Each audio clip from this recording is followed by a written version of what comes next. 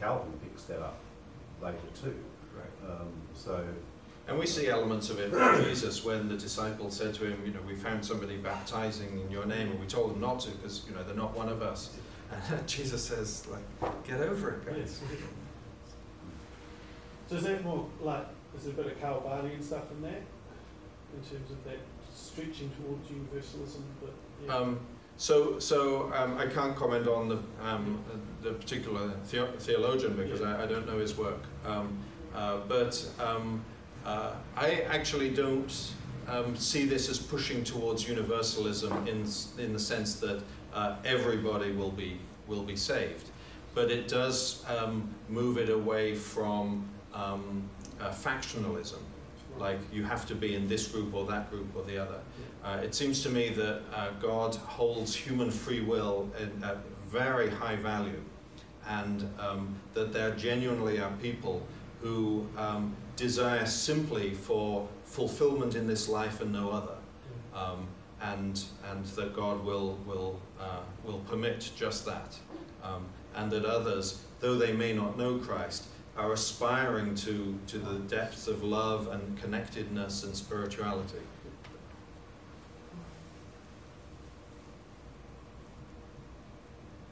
Good.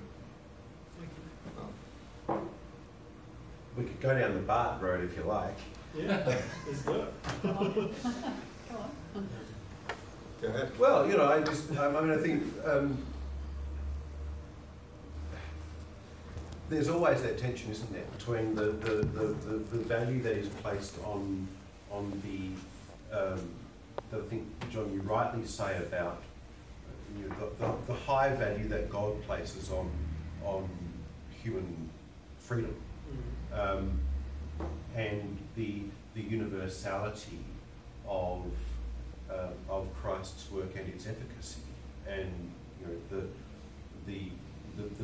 the strict Bartian line would be to say to live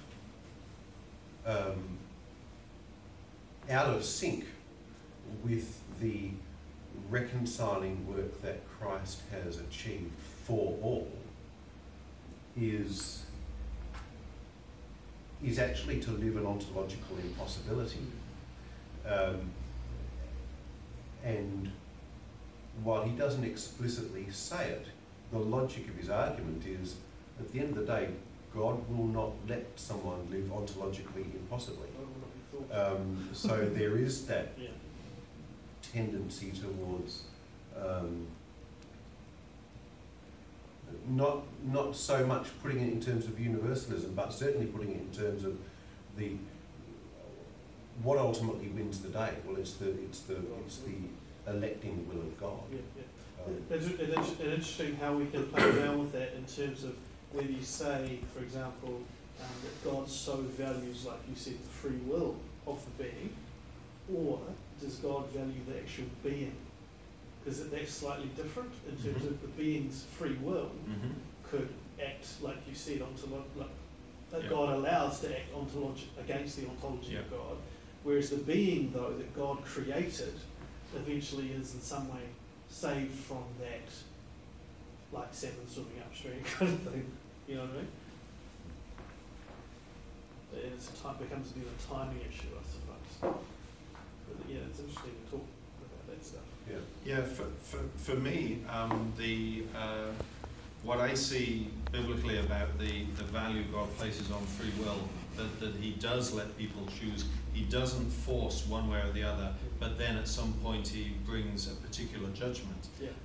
I take that as in my as a father and within a church setting, that I must not artificially constrain and impose sets of rules that force somebody into a particular path, but that my goal is always to allow them as an independent sentient being to discover whatever path is in front of them, to encourage them, to show them the possibilities of Christ, to teach them how to lay aside the flesh and be open to spirit, but it's not my job to force and constrain, because if God doesn't force and constrain me, but gives me that choice, then who am I to force and constrain somebody else?